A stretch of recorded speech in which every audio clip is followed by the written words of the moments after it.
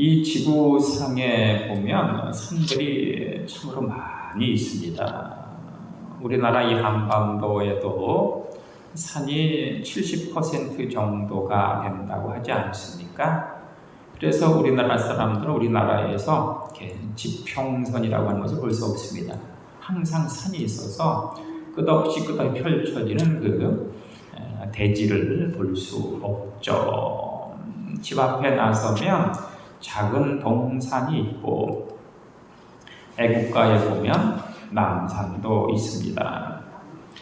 그리고 백두대간이라고 해서 우리나라를 관통하는 그런 산맥이 있지 않습니까?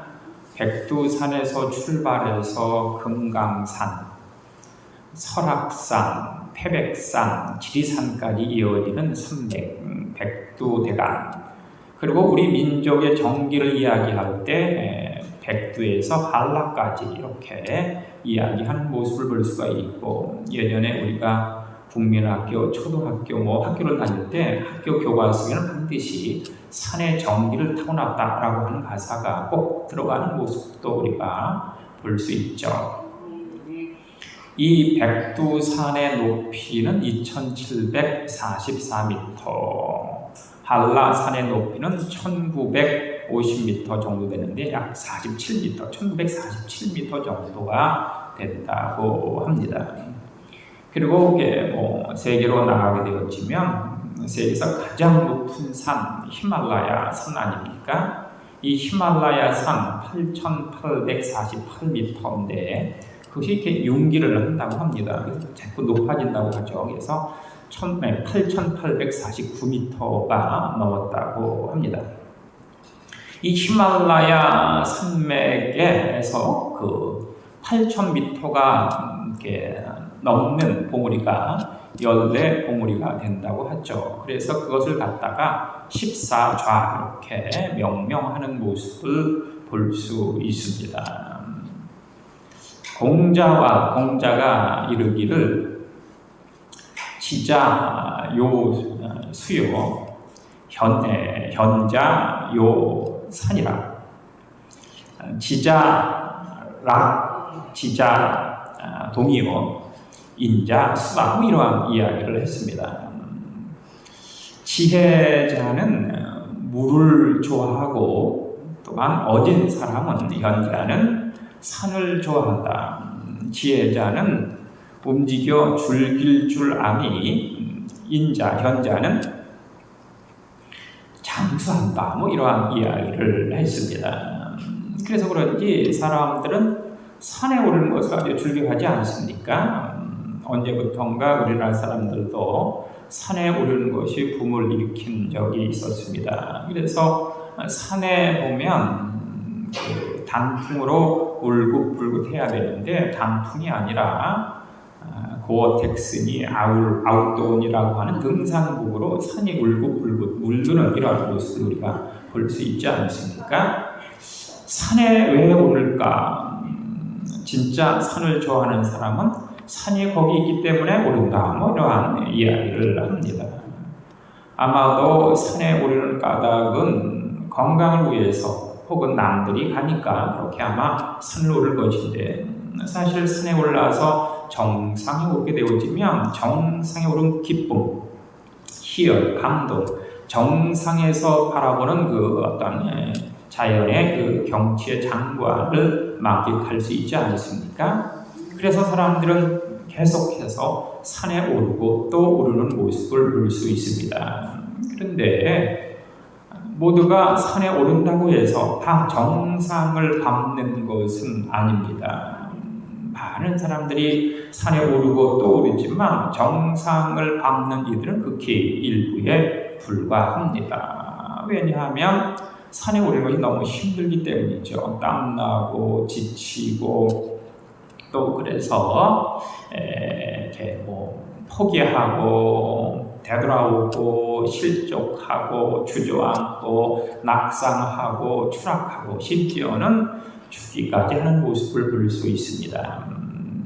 히말라야 산맥 14봉우리가 8,000m가 높은 8,000이 넘는 그런 봉우리라고 하는데 바로 이 산 사람들, 산에 오르는 사람들은 그 목표가 이 14자를 정복하는 것, 그것이 산 사람들의 일생의 목표라고 하는 것입니다.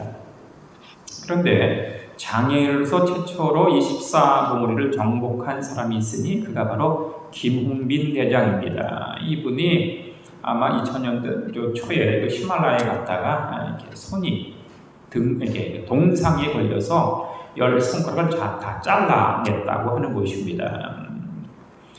그런데 손가락이 다 잘렸음에도 불구하고 산에 오르는 것, 정상을 정복하는 것을 포기할 수 없어 이분이 이 산이 이렇게 손가락이 잘린 그런 장애를 가지고 결국 마침내 이 14자를 정복하고 말았습니다. 그런데 정복했는가 싶었는데 며칠 전에 신문과 방송을 보니까 이분이 빙하 사이로 추락했다라고 하는 그런 비극의 뉴스를 우리가 들었습니다. 많은 사람들이 산에 오르고 또 오르는데 그렇게 죽는 사람도 부지기수입니다. 인생이라고 하는 것 역시도 이렇게 산에 오르는 것과 똑같습니다. 인생의 정상을 향하여, 정점을 향하여 그렇게 사람들이 인생의 등산을 하게 됩니다. 그런데 산의 정상을 아무에게나 내어주지 않듯이 인생의 정상 역시도 아무에게나 그 정상의 자리를, 정점의 자리를 내어주지 않습니다. 그래서 도중에 포기하고 실족하고 낙상하고 추락하고 심지어는 스스로 목숨을 끊는 이도 많이 있지 않습니까? 오늘 성경 말씀 시편 기자가 우리에게 묻습니다. 여호와의 산에 이를 자가 과연 누구냐? 이렇게 묻고 있습니다. 여호와의 산, 은유적 표현이죠. 과연 하나님을 만날 수 있는 자가 누구냐? 하나님과 거룩한 그 대면을 가질 자, 하나님과 영원토록 임마누엘 자가 과연 누구냐? 이렇게 묻고 있는 모습을 볼 수 있습니다. 여호와의 산에 오를 자 누구며 거룩한 곳에 설 자가 누구냐? 여호와의 산에 오를 자 많지 않다고 하는 뜻일 겁니다. 거룩한 곳에 설 자 역시도 극히 제한적이다라고 하는 그런 의미가 포함이 되어져 있는 것 같습니다. 그러면서 그 자격자에 대해서 아주 자세하게 설명을 하고 있지 않습니까? 여호와의 산에 올라 거룩하신 여호와 하나님과 함께 대면할 수 있는 자, 그 거룩하신 하나님과 소통하고 교류하고 공감할 수 있는 자, 그는 첫 번째 손이 깨끗한 자여야 한다. 이렇게 오늘 본문은 우리에게 말씀하고 있습니다. 여호와의 산에 올라 거룩한 하나님과 함께 할 수 있는 자는 손이 깨끗해야 된다. 손이 깨끗하다라고 하는 말의 뜻이 무엇입니까? 손이 깨끗하다. 우리가 흔히 조폭의 세계에 몸담았던 사람이라든가 전과자라든가 범죄인들의 입을 통해서 듣게 되는 말, 나 손 씻었어 라고 하는 이야기를 합니다. 손을 씻었다. 나는 더 이상 범죄의 그 소굴에서 있지 않고 빠져나왔다. 나는 그렇게 불법을 저지르고 범죄함의 삶을 살지 않겠다라고 하는 것을 의미하죠. 손을 씻었다라고 하는 것은 행동을 돌이켰다라고 하는 뜻이죠. 행동을 회개했다라고 하는 의미입니다. 여호와의 산에 올라 거룩한 하나님과 함께 할 수 있는 자는 행동을 돌이키는, 행동을 회개한 자가 바로 여호와의 산에 오를 수 있는 자격과 하나님을 대변할 수 있는 그런 조건이 완성된 자다. 다윗, 그가 왕이 된 후에 가장 먼저 떠올렸던 것이 바로 하나님의 법궤였습니다. 하나님 임재의 상징인 법궤가 방치된 것을 안타깝게 생각해서 법궤를 바로 예루살렘 성으로 옮기게 됐죠. 그리고 이 다윗은 한 걸음 더 나아가 나는 백향목 궁에 살고 있는데 하나님의 법궤가 텐트 속에 있구나 라고 하는 사실을 그가 발견하고는 그의 마지막 평생의 소원이 하나님의 성전의 건축이었습니다. 그래서 그는 그때부터 하나님의 성전 건축에 올인을 하고 완벽하게 하나님의 성전 건축에 대한 준비를 마치게 됩니다. 그런데 이것이 웬일입니까? 정작 하나님께서는 이 다윗의 손을 통해서 성전 봉헌을 받지 않겠다라고 말씀을 하시는 겁니다. 왜 하나님께서 이 다윗의 손을 통해서 하나님의 성전 봉헌을 받지 않겠다라고 말씀하셨습니까? 그것은 다윗의 손에 너무 많은 피가 묻었다라고 하는 것이었죠. 왜냐하면 다윗은 평생 전쟁터에서 살았기 때문입니다. 쫓기고 도망치고 싸우고 전쟁하며 살았기 때문에 너무 많은 그 피가 이 다윗의 손에 묻어 있었던 것이고, 그래서 다윗은 그 피를 씻지 아니하면 하나님의 성전 건축을 할 자격이 주어지지 않는 것입니다. 여호와의 산에 오를 자가 과연 누구겠습니까? 그 산에 올라 하나님과 함께 대면하고 소통하고 교류하고 하나님과 공감할 수 있는 자가 과연 누구입니까? 첫 번째, 선이 깨끗한 자여야 된다. 선이 깨끗하다고 하는 것, 행동을 돌이킨다라고 하는 뜻인데, 바로 행동을 회개한 자가 바로 하나님의 산에 올라서 하나님과 함께 할 수 있는 자격이 주어진다라고 하는 것입니다.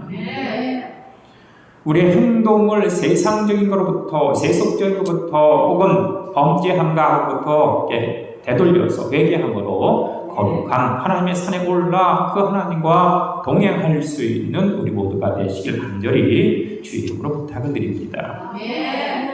두 번째로 여호와의 산에 올라 그 거룩하신 하나님과 함께 할 수 있는 자, 두 번째 조건은 마음이 청결한 자, 이렇게 이야기를 하고 있습니다. 사람에게서 가장 중요한 부분이 있으니 그 부분이 바로 마음입니다. 마음에서 생각이 나오고, 생각에서 언어가 나오고, 언어에서 행동이 나오고, 그 행동에서 삶을 규정하는 삶의 일상이 펼쳐지게 됩니다. 자몽 기자가 이야기하죠. 무릇 지킬 만한 것보다 너희의 마음을 지켜라. 생명의 근원이 이에서 남이니라. 우리의 마음이 생명이다. 이 마음이 청결해야 된다라고 하는 사실이죠. 하나님은 거룩한 분이고 우리는 죄인인데, 그 거룩한 분을 우리 죄인인 내가 만나기 위해서 가장 먼저 깨끗해져야 할 부분이 있는데, 그 부분이 바로 마음이다라고 하는 것입니다. 그래서 예수님께서도 팔복을 말씀하시면서 마음이 청결한 자는 있나니 그가 하나님을 똑바로 볼 것이다, 하나님을 만날 것이다, 이렇게 선포하시는 모습을 볼 수 있습니다. 마음이 깨끗해야, 마음이 청결해야 거룩한 하나님을 바라볼 수 있고, 하나님과 소통할 수 있고, 공감할 수 있고, 하나님과 임마누엘 할 수 있다라고 하는 사실을 기억하시기 바랍니다. 여호와의 산에 오를 자 과연 누구냐? 그 산에 올라 그 거룩하신 하나님과 함께 할 수 있는 자가 누구냐? 마음이 청결한 자다. 즉, 이 말은 마음을 돌이킨 자, 마음이 회개한 자라고 하는 뜻 아닙니까? 여호와의 산에 오를 수 있는 조건이 있습니다. 행동을 회개하고, 그리고 마음을 회개해야 여호와의 산에 올라 우리가 그 청결한 거룩한 하나님을 목도할 수 있는 것입니다.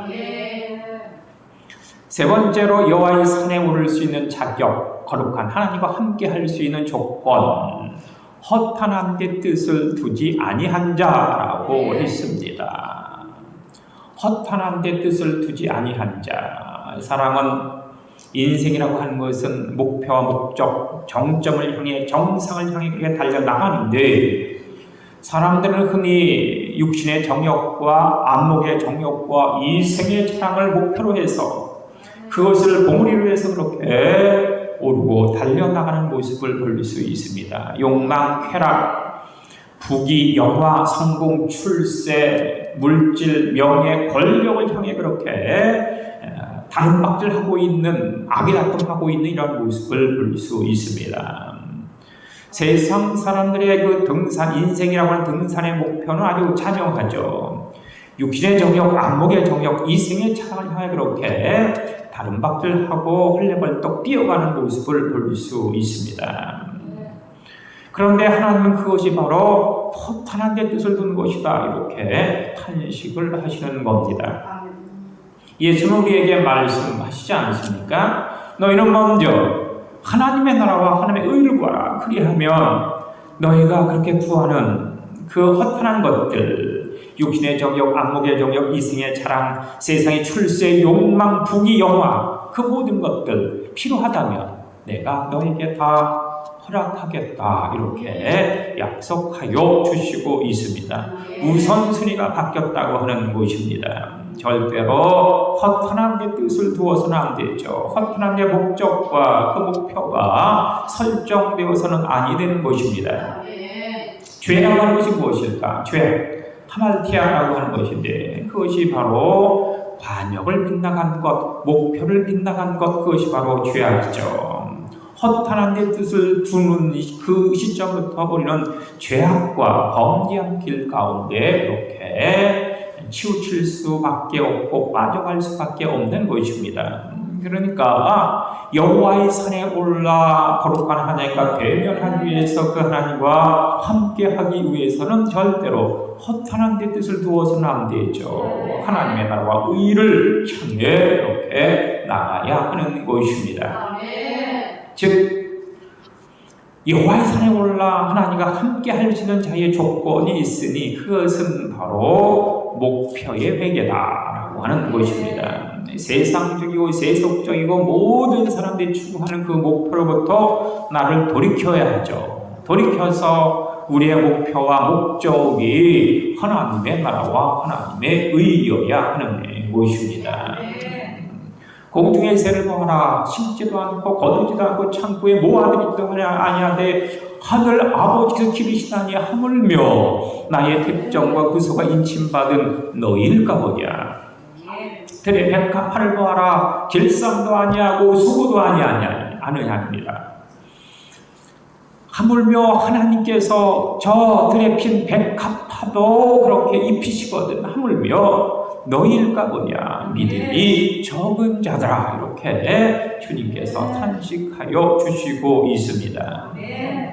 하나님의 산에 올라 하나님과 함께 할 수 있는 그 거룩한 하나님과 그렇게 교통할 수 있는 이의 자격이 있으니 그것이 바로 목표를 회개한 자가 여호와의 산에 오를 수 있는 자격이 주어지게 됩니다. 우리의 목표, 우리의 목적, 삶의 그 가치관이 과연 무엇이냐라고 하는 것이죠. 우리가 믿음 안에서 하나님의 나라와 이를 향하여 그렇게 달려나가야 할 줄로 믿습니다. 또한 여호와의 산에 오를 수 있는 자의 자격, 거룩한 하나님과 함께 할 수 있는 조건이 있으니 거짓 맹세하지 않는 자다, 이렇게 말씀하고 있습니다. 성경에서 가장 핵심적인 포커스, 초점이 맞춰지는 것이 있으니 그것이 바로 언어, 말, 혀라고 하는 것입니다. 태초에 하나님께서 말씀으로 천지를 창조하시니라. 그 말씀이 곧 하나님이시니 그 말씀이 육신이 되어 이 땅에 찾아오신 그분이 바로 예수님입니다. 하나님도 말씀, 예수님도 말씀, 그 말씀에 순종하는 사람들과 함께하는 성령도 말씀이다. 이렇게 성경은 우리에게 증언하고 있습니다. 그러니까 우리가 뱉는 말, 언어, 혀, 나를 불꽃 같은 눈동자로 지켜보시고 나를 보호하시고 나를 지켜주시고 힘을 주신 그 여호와 하나님께서 내 말에 책임을 지어주신다라고 하는 뜻이 되죠. 그런데 정작 우리는 이 언어, 말, 혀를 함부로 사용하는 경우가 많이 있습니다. 필요하다면 나의 위기상을 이렇게 넘어가려고 하면 만물의 여 하나님까지 끌어들여서 거짓 맹세를 하고 하나님 앞에 나의 위기상을 넘기기 위해서 거짓된 서운을 하고 서약을 합니다. 사람과 사람 사이에는 부지기수 그냥 일상의 삶이 거짓된 약속을 그렇게 점철된 모습을 우리가 발견하지 않습니까? 우리는 너무 함부로 이야기합니다. 전혀 지킬 수 없는 그런 약속임에도 불구하고 언어임에도 불구하고 마구마구 남발하는 경우가 너무나도 많이 있지 않습니까? 그런데 여호와의 산에 오를 수 있는 자의 조건이 이 거짓 맹세, 거짓 약속, 함부로 내뱉는 말을 하는 자는 결단코 여호와의 산에 오를 수 없다. 거룩한 하나님을 만나기 위해서는 거짓된 언어와 약속과 맹세를 해서는 안 된다라고 하는 사실을 우리에게 당부하고 있는 것입니다. 하나님의 산에 올라 하나님과 함께 할 수 있는 이의 자격 조건이 있으니 그것은 바로 언어의 회개다라고 하는 뜻이죠. 우리가 언어를 사용하고 말을 할 때 책임을 져야 합니다. 내가 말에 책임을 지면 내 뒤에 계셔서 나를 도와주시고 나를 밀어주시고 나에게 힘을 도와주신 하나님께서 내 언어에 책임을 져주신다.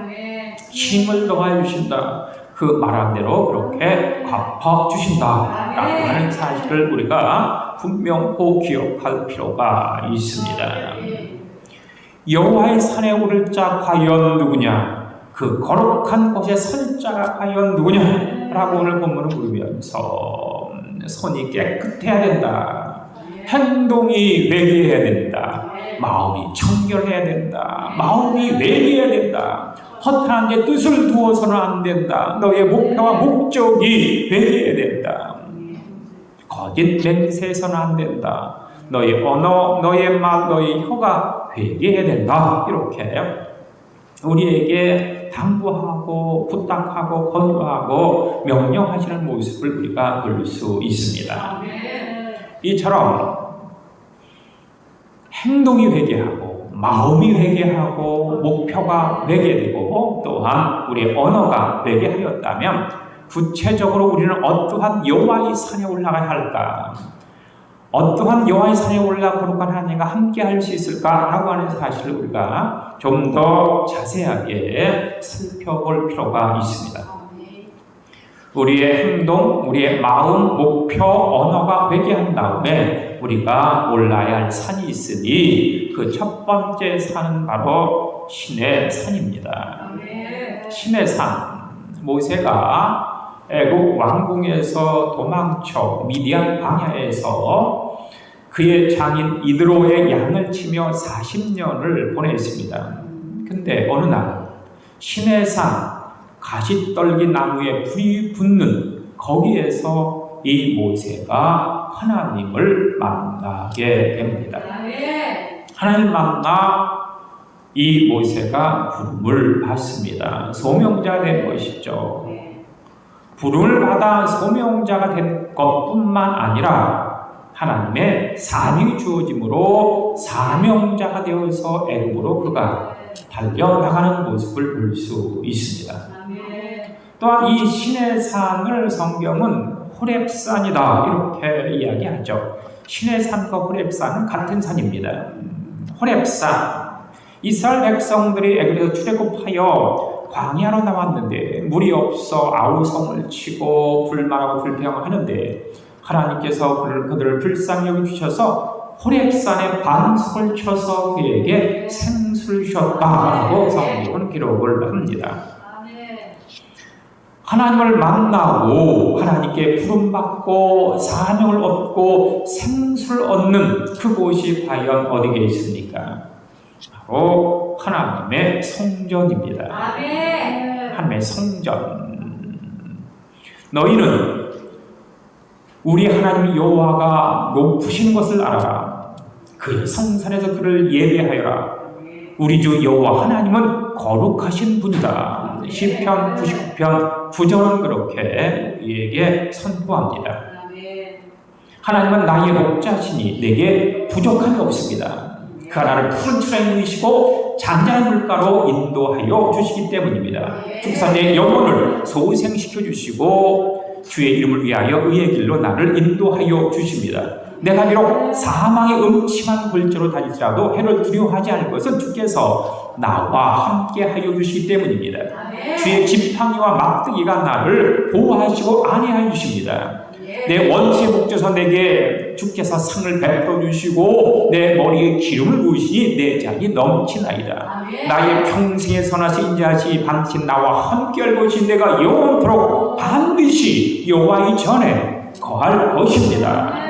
다윗이 그렇게 노래하고 외치고 그렇게 자기 자신에게 결단하고 결심하는 이런 모습을 우리가 발견할 수 있지 않습니까? 우리의 행동이 회개하고 마음이 회개하고 목표가 회개되고 언어가 회개됨으로 우리가 기필코 올라야 하고 거할 곳 머물러 할 곳이 있으니 그것이 바로 하나님의 성전이다. 하나님의 교회다라고 하는 것입니다. 반드시 하나님의 성전 신의 산에 올라야 합니다. 하나님의 성전 교회에 우리가 머물러야 하지 않겠습니까? 두 번째로 우리가 올라야 할 산이 있으니 그 산은 바로 모리아 산입니다. 모리아 산. 아브라함이 100세 얻은 아들 이삭을 번제로 하나님께 바치려고 했던 산, 그 산이 바로 모리아 산입니다. 하나님 앞에 제단을 쌓기 위해서, 번제를 드리기 위해서, 그런데 하나님 앞에 제단을 쌓고 이렇게 제사를 드리고 번제하기 위해서 반드시 필요한 것이 있으니까 그것이 바로 제물입니다. 그런데 하나님은 소나 염소나 양 같은 제물을 원하시는 것이 아니라 바로 여러분 자신을 원하고 계시죠. 하나님 앞에 제단을 쌓을 때, 제사를 드릴 때, 제물을 드릴 때 내가 드려야 할 것이 있으니 그것은 바로 나 자신이다. 그래서 이 제사에 있어서 예배에서 가장 중요한 것이 바로 헌신입니다. 그런데 그 헌신은 그냥 나를 드리는 것이 아니라 나를 희생한다라고 하는 조건이 다르죠. 나를 희생해야 합니다. 어떠한 희생? 나의 생명을 드리는 희생이라고 하는 것이죠. 아브라함은 자기보다 더 귀한 자기 아들을 100세 얻은 아들을 하나님 앞에 헌신합니다. 그의 생명으로 희생하는 것이죠. 우리가 진정코 올라야 할 산이 있으니 바로 모리아 산입니다. 하나님 앞에 예배하는 산이죠. 그 예배는 신령과 진정의 예배여야 합니다. 헌신, 희생, 생명을 드리는 제사처럼 신령과 진정으로 마음과 뜻과 정성을 다하여 드리는 예배가 진짜 거룩한 산제사가 되어진다라고 하는 사실이죠. 그러면 그렇게 신령과 진정으로 거룩한 산제사를 드리는 이에게 주어지는 축복이 무엇입니까? 그 축복이 있으니 그것이 바로 여호와 이레의 축복이다라고 하는 것입니다. 우리는 늘 언제나 항상 불안과 초조 가운데 살고 있습니다. 왜? 미래를 알 수 없기 때문에, 내일을 우리가 헤아릴 수 없기 때문에, 불확정적 시대를 위해 살고 있기 때문에 불안해하고 있는데, 우리가 신령과 진정으로 거룩한 산짓을 드렸을 때, 마음과 뜻과 정성을 나의 예배했을 때, 내일, 그 내일 미래를 내가 준비해 주겠다라고 약속하는 것이 바로 여호와 이레 아닙니까? 준비된 삶, 내일 일은 내일이 염려할 것이요 한날의 괴로움은 그날의 족하다. 예수님이 그렇게 말씀을 하여 주시는 겁니다. 진짜 너희가 예배자라고 한다면 내일 일을 염려하지 말아라. 여호와 이레 하나님이 준비하셨다. 또한 우리가 세 번째로 우리의 행동과 마음과 목표, 언어가 회개한 후에 올라야 할 산이 있으니 그 산이 바로 엘리야가 올랐던 갈멜산입니다. 갈멜산. 이 갈멜산에서 엘리야는 850명의 이방인 선지자와 게임을 합니다. 바알 선지자 450명, 아세라 선지자 400명, 태양신을 섬기는 자 450명, 달신을 섬기는 자 400명, 850명과 게임을 벌입니다. 그 게임의 내용은 그들 앞에 재물, 소, 양, 그 재물을 놓고 하늘에서 어느 신이 이 재물을 불로 태우느냐라고 하는, 먼저 태우는 신이 진짜 신이다라고 하는 게임을 하게 됩니다. 태양신이 혹은 달신이 불을 내려서 이 재물을 태울 것인가, 아니면 만군의 여호와 하나님께서 불을 내려서 이 재물을 태울 것인가 라고 하는 게임을 시작을 합니다. 먼저 850명의 이방 선지자들이 나섰죠. 그들이 춤추고 소리치고 또한 노래하면서 그야말로 지랄발광을 하였습니다. 하루 종일 그렇게 그들이 요동을 치며 그렇게 춤추고 소리치고 난리를 쳤습니다. 그런데 어찌된 일인지 태양신과 달신이 전혀 응답을 하지 않습니다. 그러니까 초조해진 이들이 칼을 가지고 흉기를 가지고 자기의 몸을 해하기 시작하죠. 상처를 내 피를 내기 시작합니다. 나중에 그들의 어떤 그 제사가 피의 제사로 변하는 이런 모습을 볼 수 있습니다. 하지만 해가 질 때까지 불은 내려오지 않았죠. 결국 그들을 포기하고 나가 떨어지고 말았습니다. 결국 엘리야가 나서게 되는데, 엘리야가 나섰던 시간 해질녘이었다라고 하는 사실이죠. 그런데 이 해질녘이라고 하는 시간이 참으로 공교롭습니다. 해질녘, 그 해질녘은 바로 이스라엘의 하루가 시작되는 하루의 첫 시간이었다라고 하는 사실입니다. 이 해질녘 저녁 소제를 드리는 시간이었죠. 이스라엘 백성 모두가 하나님 앞에 기도하는 시간이었다. 오늘로 이야기하면 이 시간, 이 소제 시간, 저녁 시간은 새벽 기도 시간이었다라고 하는 뜻이 됩니다. 결국 이 엘리야는 혼자 기도한 것이 아니라 이스라엘 백성 전체와 함께 기도하는 결과가 나타나는 것이고, 엘리야가 기도합니다. 주는 이스라엘의 하나님이신가? 내가 주의 종인가?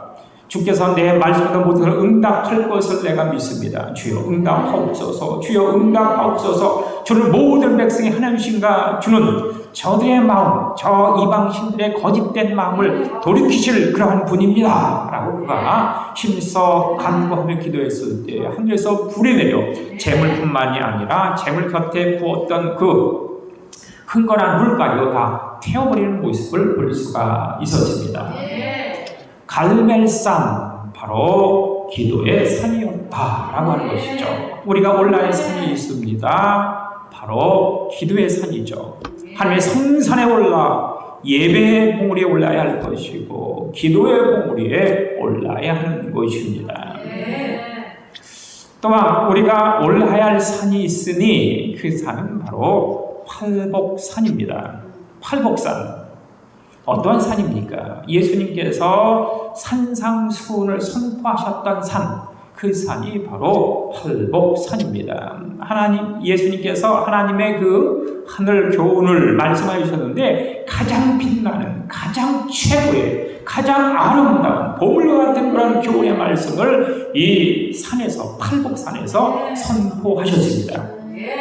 심령이 가는 자는 복이 있나니 천국이 저희 것이며, 애통하는 자는 복이 있나니 저희가 위로를 받을 것이며, 국률이 여기는 자는 복이 있나니 저희가 국리 여김을 받을 것이며, 온유한 자는 복이 있나니 저가 땅을 기업으로 받을 것이며, 의에 줄이고 목마른 자는 복이 있나니 저가 배부를 것이며, 마음이 청결한 자는 복이 있나니 저가 하나님을 볼 것이며, 화평케 하는 자는 복이 있나니 저가 하나님의 아이라 일컬을 받을 것이며, 의를 위하여 박해받고 핍박받는 자는 복이 있나니 천국이 저의 주인이다. 이렇게 말씀하여 주시는 모습을 볼 수 있지 않습니까? 이 팔복산이 어떠한 산입니까? 바로 말씀의 산입니다. 우리는 행동이 회개하고, 마음이 회개하고, 또한 목표를 회개하고, 언어를 회개함으로 여호와의 성산 주의 성전 교회에 올라야 하죠. 머물러야 합니다. 그리고 그 성전 안에서 예배의 봉우리에 오르고 기도의 봉우리에 오르고 말씀의 봉우리에 올라야 할 겁니다. 그러면 하나님께서 우리에게 은혜와 능력과 축복을 주시고 과거와 현재뿐만 아니라 미래도 예비된 삶으로 우리를 축복하시고 그렇게 인도하여 주실 것입니다. 내일은 내일이 염려할 것이요 한날의 괴로움은 그날이 족하다라고 말씀을 하여 주셨습니다. 우리 조원사님이 기도하셨다시피 내일에 예비된 하나님의 은혜와 능력 축복을 향하여 달려나갈 수 있는 우리 모두가 되어 주시길 간절히 주님으로 축원합니다. 기도하시겠습니다. 주님 감사합니다. 우리 사람 모든 친히 가족들 행동을 회개하게 하시고 마음을 회개하게 하시고 목표와 언어를 회개함으로 여호와의 성산에 오를 수 있도록 성전에 오를 수 있도록 주여 도와주옵소서. 여호와의 성산에 올랐다면 예배의 봉우리, 기도의 봉우리, 말씀의 봉우리에 올라 진정과 하나님의 은혜와 능력과 축복의 진정한 주역이요 주인공으로 인쳐 주옵소서. 예수님 이름으로 기도합니다. 아멘.